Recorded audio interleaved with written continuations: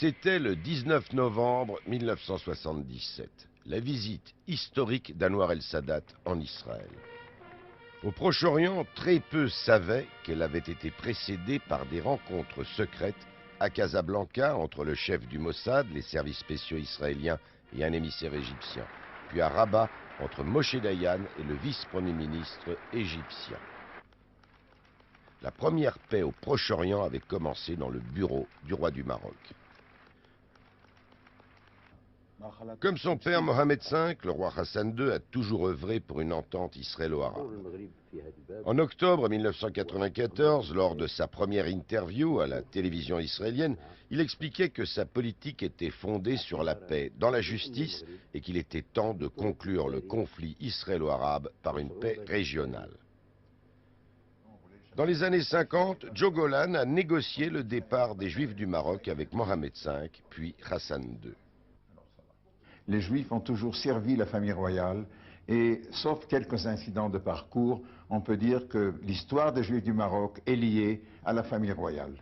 Le jour où, pour des raisons de la création de l'État d'Israël, du sionisme, de la promesse du retour, les Juifs ont décidé de partir, ça a été un coup énorme pour la famille royale marocaine et ils ont admis le départ, mais à contre-cœur. Mais ils ne l'ont jamais saboté. Ces liens spéciaux ont amené Hassan II à soutenir la gauche israélienne dont il a regretté la défaite électorale en 1996. Il a refusé tout contact avec le Premier ministre de droite, Benyamin Netanyahou, mais s'apprêtait à accueillir Ehud Barak.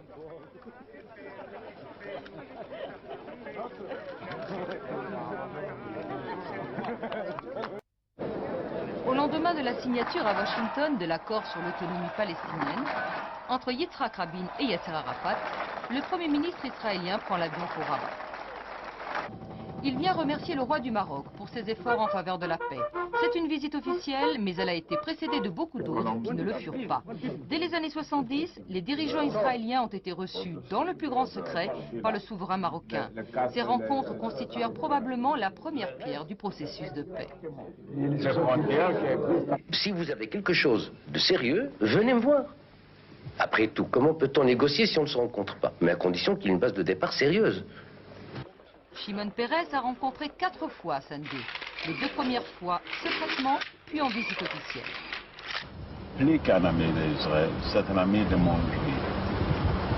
Lui, comme son père, on montrait tout le temps une compréhension profonde, une chaleur historique pour le monde juif. Comme l'avait fait son père, Mohamed V, Hassan II a toujours appliqué chez lui le principe d'une bonne coexistence entre arabes et juifs. Une communauté juive vivante a perduré au Maroc, gardant des liens constants avec les juifs marocains installés en Israël.